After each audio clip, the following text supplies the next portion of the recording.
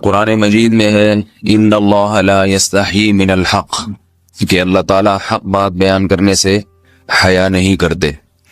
حدیث میں بھی بعض ایسے مسائل کو اللہ کے رسول نے بیان کیا ہے صلی اللہ علیہ وسلم نے جو بظاہر حیا کے خلاف ہیں، مگر اس لیے بیان کیا کہ اگر آپ صلی اللہ علیہ وسلم بیان نہ کرتے تو لوگ ان بے شرمی کے کاموں میں مبتلا ہو جاتے۔ اسی وجہ سے میں بھی یہ ہمت کر رہا ہوں کہ ایک اور ایسا گناہ جس میں لوگ مبتلا ہیں اور وہ ہے حیا کے خلاف، مگر ہے بہرحال شریعت کا مسئلہ اور لوگ اس میں گناہ میں مبتلا بھی ہیں، اس لیے بتانا ضروری ہے۔ وہ یہ ہے کہ لوگ شادی کے بعد بھی آج کی نوجوان نسل زوجہ سے، بیوی سے غیر فطری طریقے سے ہم بستری کرتے ہیں، انٹرنیٹ پہ بیہودہ فلمیں دیکھتے ہیں۔ تو جو چیز انگریزوں کی دیکھ رہے ہیں کہ ان کے کلچر آہستہ آہستہ میڈیا کے ذریعے ہمارے معاشرے میں بھی آ رہا ہے۔ اللہ کے رسول صلی اللہ علیہ وسلم نے لعنت فرمائی ہے، ایک روایت میں ہے کہ اللہ اس کی طرف دیکھے گا نہیں کہ جو اپنی زوجہ سے پچھلے راستے سے ہم بستری کرے گا۔ یہ بیماری بھی، یہ گندگی بھی لوگوں میں پھیلتی جا رہی ہے، خاص طور پہ جن کو لڑکوں سے بدفعلی کی عادت پڑ جائے تو وہ زوجہ سے فطری راستے سے ہم بستری نہیں کرتے۔ اللہ نے فرمایا کہ نساؤکم حرث لکم، یہ تمہاری زوجات ہیں، بیویاں ہیں، یہ نسل بڑھانے کے لیے ہیں۔ تو اسی راستے میں انسان اپنی خواہش کو پوری کر سکتا ہے جس راستے سے نسل بڑھتی ہے، اس کے علاوہ کسی اور راستے سے اپنی خواہش کو پورا کرنا یہ حرام ہے، گناہ کبیرہ ہے، گندگی ہے۔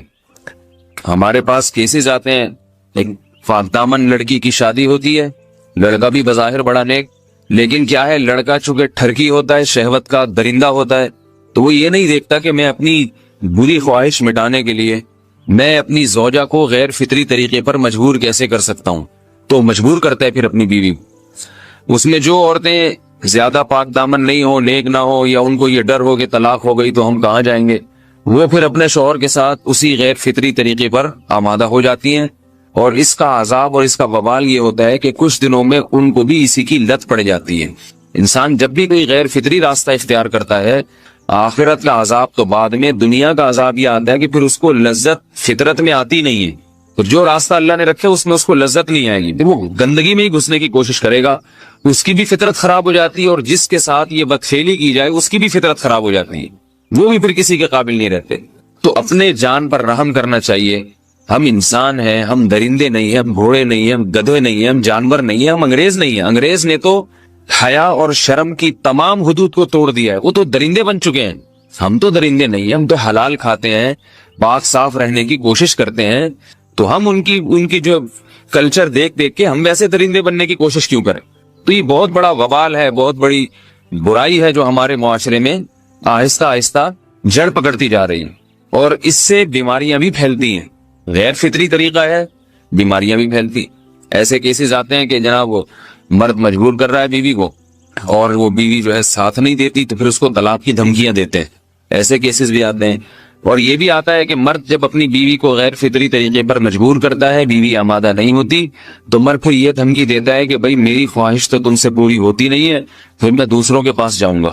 تو یاد رکھیں، جس عورت کا شوہر یہ دھمکی دے اس کو کہ میں زنا کروں گا اگر تم نے میری خواہش پوری نہیں کی غیر فطری طریقے سے، تو عورت اپنے شوہر سے کہہ دے کہ جاؤ تم کہیں اور جا کے منہ کالا کرو، تمہاری فطرت میں گندگی ہے تو یہ مجھے گندا بنانے کی کوشش نہ کرو، اس کو زنا کرنے دیں، وہ اللہ آخرت میں اس سے بھگتے گا۔ ہر بیماری کا اللہ نے علاج رکھا ہے۔ اللہ کے رسول صلی اللہ علیہ وسلم نے فرمایا، صحیح بخاری کی حدیث، ما انزل اللہ من داء الا انزل له دواء، کوئی بیماری ایسی نہیں ہے جو اللہ نے نازل کی ہو اور اس کے لیے دوا نہ رکھی ہو دنیا میں۔ تو اگر کسی کو ایسی لت پڑ گئی ہے غیر فطری کام کی، تو اس کو چاہیے کہ وہ اپنا علاج کرائے، ڈاکٹر سے بھی رابطہ کرے، اور سب سے بڑا علاج یہ کہ کچھ وقت صبر کرے گا، چھوڑ دے گا کچھ عرصے کے لیے، تو خود بخود آہستہ آہستہ صحیح ہو جائے گا۔ ایک آدمی شراب کا عادی ہے، ایک علاج تو یہ کہ ڈاکٹروں سے رابطہ کرے، بہترین علاج کے چھوڑ دے، کتنے دن تڑپے گا؟ ایک دن، دو دن، تین دن، چار دن، ایک ہفتہ، دو ہفتہ، بہت زیادہ سال ہو جائے گا نا، اس کے بعد خود بخود ٹھیک ہو جائے گا۔ سگریٹ کا عادی ہے، چھوڑ دے گا، تو کتنے لوگ ہم نے دیکھے ہیں دن میں 20 سگریٹ پیتے تھے، چھوڑنے پر آئے تو بالکل ایک دم چھوڑ دی انہوں نے، آہستہ آہستہ کر کے چھوڑ دی، لیکن تکلیف ہوئی مگر عادی ہو گئے۔ تو اب کسی کو یہ لت پڑ گئی ہے غلط کام کی، برائی کی، تو اس کا بہترین علاج یہ ہے کہ وہ اپنے آپ کو بدلنے کی کوشش کرے، ماحول بدلے، اور کچھ وقت صبر کرے گا تو اللہ اس سے یہ عادت چھڑا دے۔ نہیں کی، صبر نہیں کیا اس نے، پھر اسی گندگی میں موت واقع ہوگی، پھر آخرت کا عذاب بہت سخت، نسلیں برباد ہو جاتی ہیں اس عمل سے انسان کی۔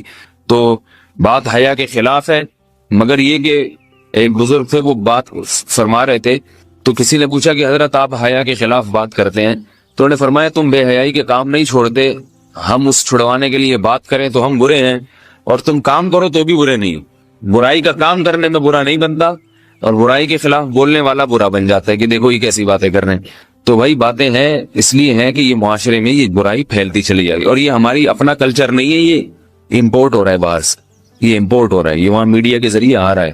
تو وہ چیزیں دیکھا نہ کریں اور ان لوگوں سے دور رہا کریں۔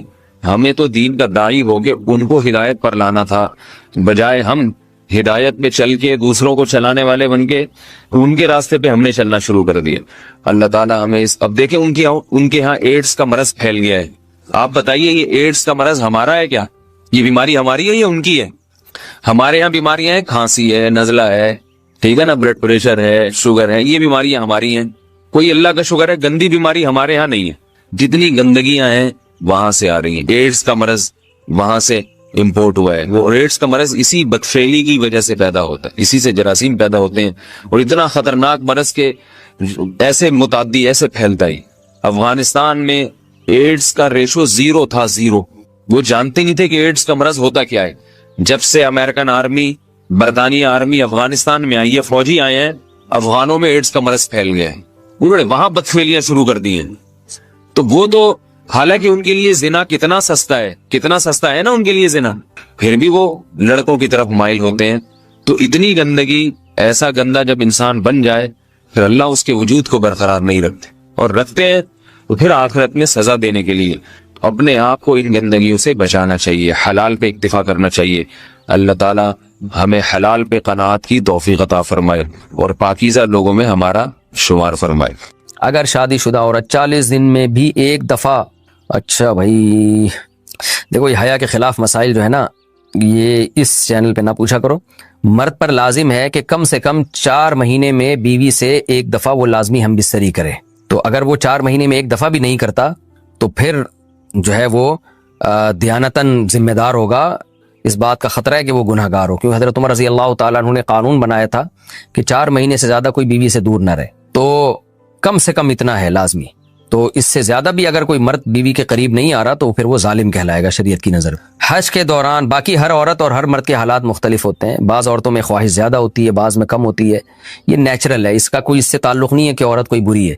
بعض دفعہ عورت میں یہ خواہش نفس بہت زیادہ ہوتی ہے، اس کی ریکوائرمنٹ بہت زیادہ ہوتی ہے، تو لوگ پھر مرد اس بیوی کو برا سمجھنا شروع کر دیتے ہیں، حالانکہ اس کا برائی اور اچھائی سے تعلق نہیں ہے۔ جیسے مردوں میں صحت کے لحاظ سے اور ان کے جو مینٹل ہیلتھ ہے اس کے لحاظ سے مردوں میں فرق ہوتا ہے، کسی میں خواہش بہت زیادہ ہوتی ہے، کسی میں کم ہوتی ہے، تو اس طرح خواتین میں بھی ہوتی ہے۔ بہت سے پاک دامن عورتیں ہوتی ہیں لیکن ان میں ڈیزائرز بہت زیادہ ہوتی ہے، تو یہ سب کی الگ الگ اللہ نے فطرت بنائی ہے، تو میاں بیوی اس کو ایک دوسرے کو بہتر سمجھ سکتے ہیں کہ کس کی کیا ڈیزائرز ہیں۔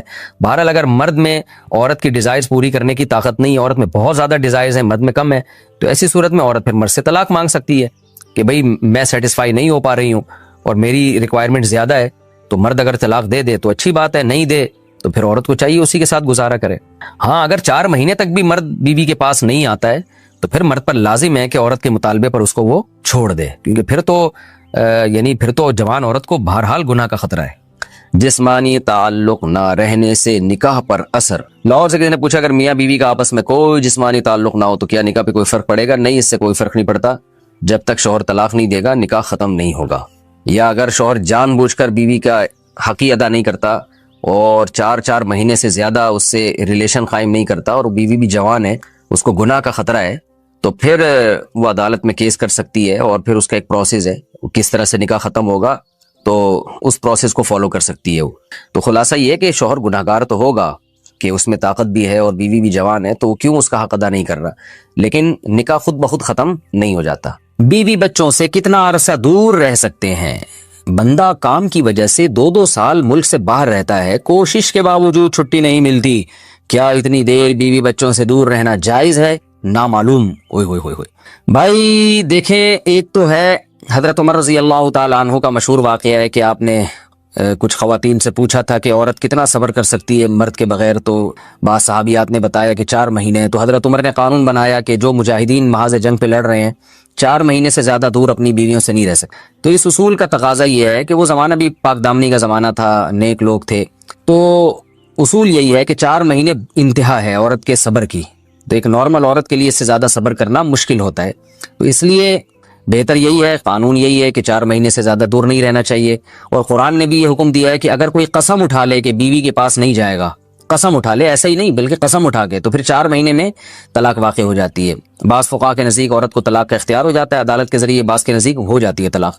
تو اس سے بھی پتہ چلتا ہے، قرآن سے بھی اشارہ ملتا ہے کہ 4 مہینے جو ہے یہ ایک انتہائی مدت ہے ایک نارمل عورت کے لیے. تو اس زمانے میں تو اس کی اہمیت اور زیادہ بڑھ گئی ہے. وجہ اس کی ہے کہ بے حیائی، موبائل، انٹرنیٹ پر بیہودہ چیزیں، یہ سب چیزیں انسان کی شہوت کو بڑھاتی ہیں، مرد کی بھی اور عورت کی بھی. تو اس لیے بھائی میں تو آپ کو مشورہ نہیں دے سکتا کہ آپ 2 سال بیوی سے دور رہیں. میں بدگمان نہیں ہو رہا، بہت سے لوگ 4 سال دور رہتے ہیں، ان کی بیویاں بھی پاک دامنی کے ساتھ زندگی گزارتی ہیں، خود بھی بڑے نیک شریف بن کے زندگی گزارتے ہیں. بہت سے ایسے لوگ الحمدللہ ہمارے معاشرے میں ہیں. لیکن بہرحال اس کلچر کو، اس رواج کو فروغ نہیں دیا جا سکتا، اس کو اپریشیٹ نہیں کیا جا سکتا شریعت کے لحاظ سے بھی، عقل کے لحاظ سے بھی. 2 سال تک مرد کے لیے صبر کرنا کتنا مشکل کام ہے. وہ کھا بھی رہا ہے انڈے پراٹھے اور جناب کھانا پینا اسی سٹائل میں چل رہا ہے، یا تو روزے رکھ کے اپنے آپ کو آدھا کر دیا اس نے.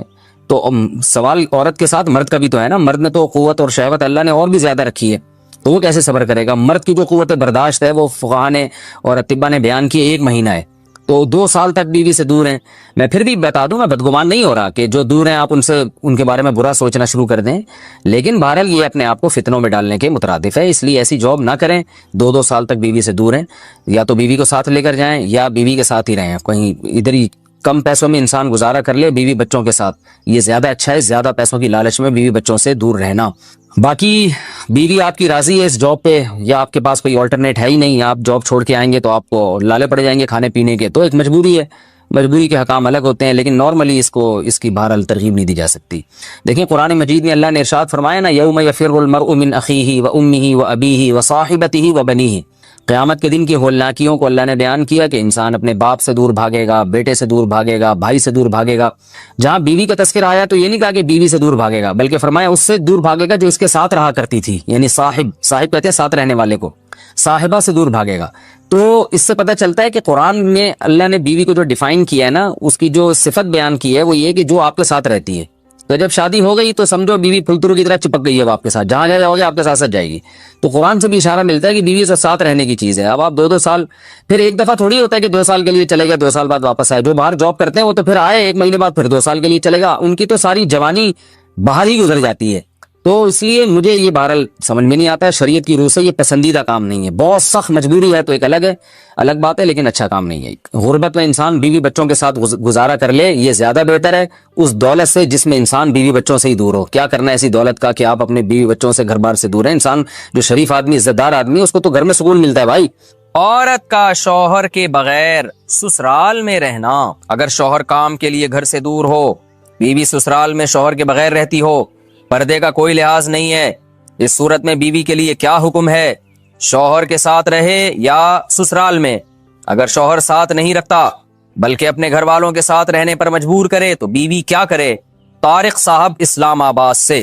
دیکھیں شوہر اگر جاب کے لیے گیا ہے 8 مہینے 1 سال بعد گھر آتا ہے، تو اصل مسئلہ تو یہ ہے کہ جہاں شوہر رہے گا بیوی وہیں رہے گی. شوہر کو چاہیے کہیں بھی گیا ہے اتنے لمبے سفر کے لیے تو بیوی کو ساتھ لے کے جائے. اس پر میں کئی بار دلائل دے چکا ہوں، قرآن سے بھی حدیث سے بھی، ان دلائل کو میں ریپیٹ نہیں کروں گا. اس میں شوہر کو بھی فائدہ ہے، بیوی کا بھی فائدہ ہے.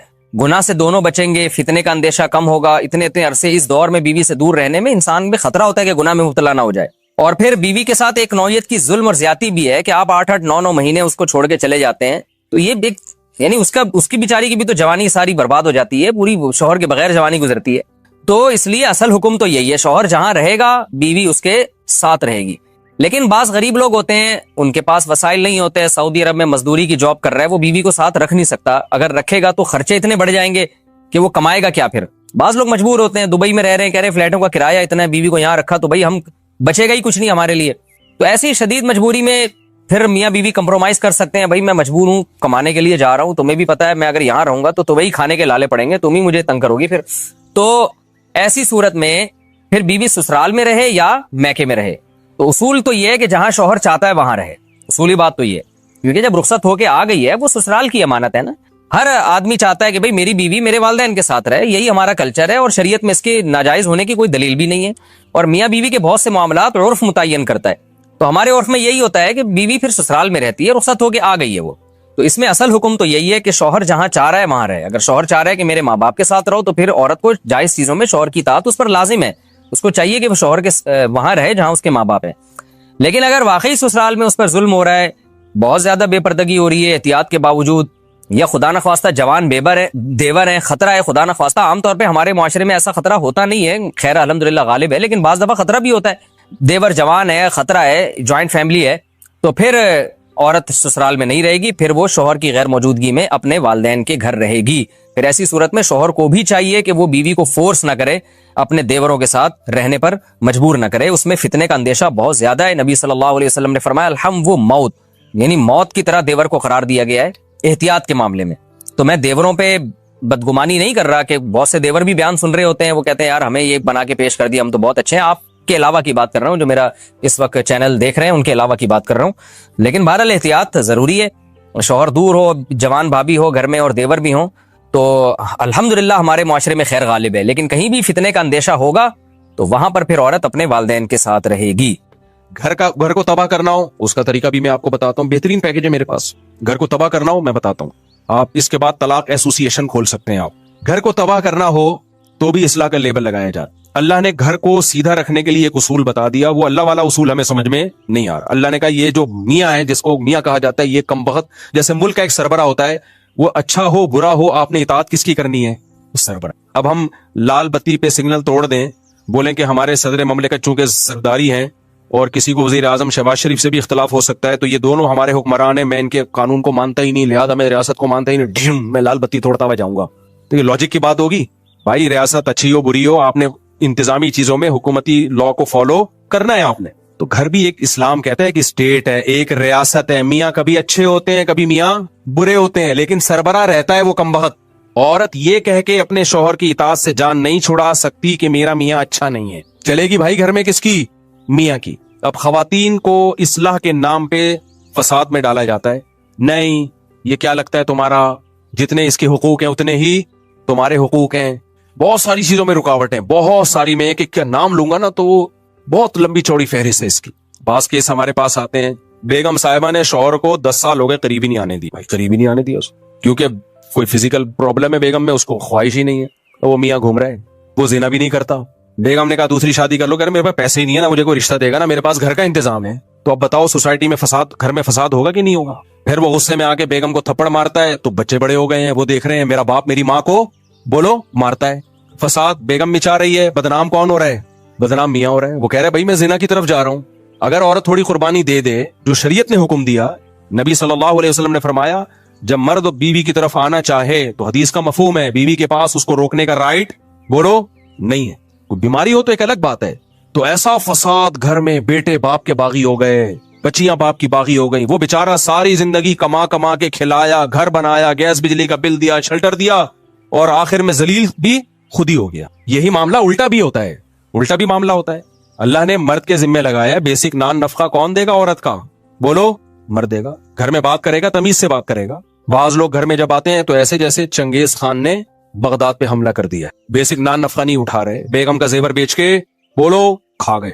अब जब घर में लड़ाई होती है, चीखो पुकार, तो फिर इस्लाम ने जो शौहर को हुकूक दिए वो पेश करना शुरू कर। इस्लाम ये कहता है कि औरत शौहर के सामने मत चीखे। जैसे एक टिकटॉकर का भी आया है ना, एक टिकटॉकर का आया है अभी बयान, अपनी बीवी को मीडिया पे बदनाम कर रहा है और कह रहा है कि इस्लाम में 4 शादियां फर्ज हैं। अगर वो 4 शादी का लफ्ज इस्तेमाल ना करता ना तो मैं ये बात अभी आपके सामने ना करता, लेकिन वो 4 शादियों को बदनाम कर रहा है। कहते हैं इस्लाम में 4 शादियां फर्ज हैं और मेरी बीवी क्योंकि बहुत सादा है, बहुत देसी है, मुझे उसमें रगबत नहीं है, और ऐसी है और वैसी है, फलानी है ढिमकानी है, लिहाजा मैं इसको तलाक देके 4 शादियां करूंगा। किसी मॉडर्न से किस कदर बेगैरती है अपनी बीवी को मीडिया के सामने जलील करना। मैं इसलिए बयान कर रहा हूं कि ऐसे लोगों को मेरे खाते में ना डाला जाए कि मुफ्ती साहब के 4 शादियों पे बयानात का ही असर है। ना ना ना ना, ये ठरक है जिसपे लेबल किसका लगाया जा रहा है, 4 शादियों का। जब भी कोई मीडिया पे आके शौहर अपनी बीवी को जलील करे या औरत अपने शौहर को, तो ये मत देखा करो इनमें सही कौन है गलत कौन है, ये इल्जाम सही गलत है। आप उनसे बोलो اللہ تعالیٰ نے میاں بیوی کو ایک دوسرے کا لباس بنایا ہے. لباس عیوب دکھاتا ہے یا چھپاتا ہے؟ بولتے کیوں نہیں؟ کس قدر بے غیرتی بے شرمی کی بات ہے. آپ دنیا کے سامنے آ کے اپنی بیوی کو ذلیل کر رہے ہو, دنیا کے سامنے آ کے بتا رہے ہو وہ ایسی ہے وہ ویسی ہے. کوئی شرم نہیں ہے آپ کو؟ اور پھر لیبل آپ لگا رہے ہو اسلام کا کہ اس کو میں چھوڑوں گا اور 4 کروں گا کیونکہ اسلام نے آپ کو اس کی اجازت دی ہے کہ آپ اپنی پردے دار بیوی کو دنیا کے سامنے ذلیل کرو. تو ایسے لوگوں کا بائیکاٹ کرنا چاہیے. اور ماڈرن لڑکیوں سے شادی کا جس کو شوق ہے نا, وہ دوستیاں لگا لے, وہ شادی بولو. اسلام جب 4 کی آپ کو ترغیب دیتا ہے تو اسلام میں ترغیب ماڈرن اور بے پردہ لڑکیوں سے شادی کی ہے یا پردے دار سے شادی کی ہے, حیادار سے شادی کی؟ اچھا, جس چیز کو وہ برائی کے طور پر پیش کر رہے ہیں نا, میری بیوی میں یہ برائی, وہ اصل میں اچھائی ہے. وہ کیا ہے؟ عورت کا سادہ ہونا تو اچھائی ہے. تو وہ سورہ نور کی آیتیں اب سمجھ میں آئی ہمیں. الطیبات للطیبین والطیبون للطیبات. اللہ کہتے ہیں پاکیزہ مرد پاکیزہ عورتوں کے لیے اور پاکیزہ عورتیں پاکیزہ مردوں کے لیے. والخبیثات للخبیثین والخبیثون للخبیثات. ناپاک مرد ناپاک عورتوں کے لیے اور ناپاک عورتیں ناپاک مردوں کے لیے. بالکل بہترین بات ہو گئی. جس کو سورہ نور کی آیتوں کا مطلب سمجھ میں نہ آتا ہو نا, تو اس ٹک ٹاکر کو دیکھ لے, سمجھ میں آ جائے گا. تو میں ایسا کر رہا تھا کہ بعض دفعہ مرد اپنی بیسک ذمہ داری پوری نہیں کر رہا, پھر جب عورت چیختی ہے چلاتی ہے تو پھر اس کو اسلام کیا کہتا ہے؟ بیوی شوہر کی اطاعت کرے. اگر سردے کا حکم ہوتا تو بیوی کو حکم دیا جاتا. اس سے گھر میں فساد پیدا ہوتا ہے. بھائی بات کچھ اور ہے, آپ اس پہ لیبل کچھ اور لگا رہے ہو. تو خوب سمجھ لو اس پوری بات کا حاصل کیا نکلا کہ اپنی ذمہ داریوں کو نہ پہچاننا اور پھر ان ذمہ داریوں کو ادا نہ کرنا, یہ فساد کا سب سے بڑا سبب ہے. سمجھتے ہو کہ نہیں سمجھتے؟ آپ کو پتا ہونا چاہیے میری ذمہ داریاں. آج کل لوگوں کو پتہ ہی نہیں میری ذمہ داریاں کیا ہیں. میری ذمہ داریاں کیا ہیں؟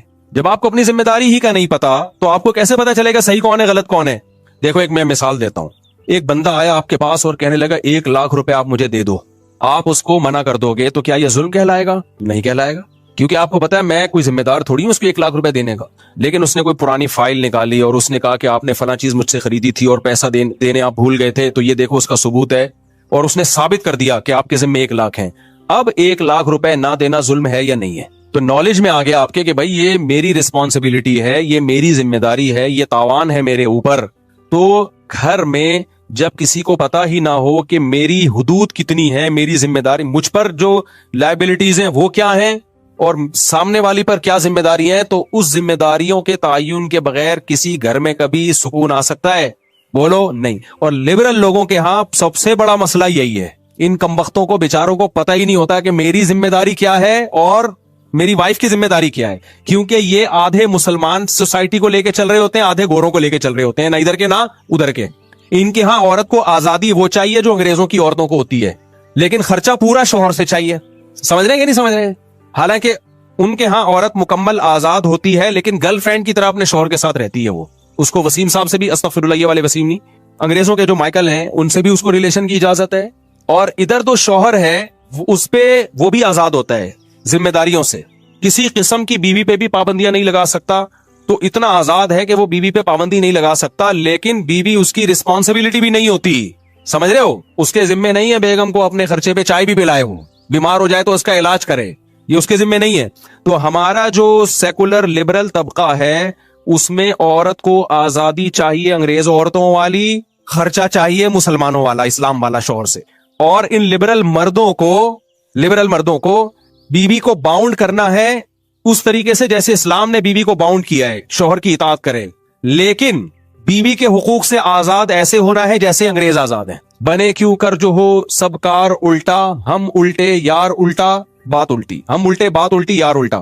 مہتاب رائے ایک شاعر گزرا ہے, اس نے کہا میرے نام میں مہتاب میں ہم بھی الٹا تو مہ بن گیا, بات الٹی تو تاب بن گیا, رائے الٹی تو کیا بن گیا؟ یار بن گیا. تو ہم بھی الٹے, بات بھی الٹی, یار بھی الٹا. ہمارا نام میں تو ہر چیز ہی الٹی ہے, تو بنے کیوں کر جو ہو سب کام الٹا. نہیں آئی میرا خیال ہے بات. رنگی کو نارنگی کہیں تو مال کو کھویا, چلتی کو گاڑی کہیں, آگے شاعر کا نام میں بھول گیا, دیکھ کے شاعر رویا, شاعری لگا دیتا ہوں. رنگی کو نارنگی کہیں, جو اتنی کلرفل چیز ہوتی ہے نارنگی, اس کو کیا کہتے ہیں؟ جو رنگ والی ہوتی ہے اس کو نارنگی بولتے ہیں, یعنی رنگی نہیں ہے. اور تند مال جو خوب دودھ کو پکا کے اس کا جو مال نکالا جاتا ہے اس کو کہتے ہیں کھویا, یعنی کچھ بھی نہیں آیا اس میں. حالانکہ اسی اصل تو یہی تھا دودھ میں, اس کے بغیر دودھ نے سب کچھ کھو دیا, لیکن اس کو کھویا کہہ رہے ہوتے ہیں. اور جو چیز ہمیشہ چلتی ہے اس کو کہتے ہیں گاڑی, یعنی گاڑ دیا زمین میں اس کو. تو کہتے ہیں جب شاعر نے یہ سب کچھ دیکھا تو رویا کہ یار یہ مارکیٹ میں ہو کیا رہا ہے.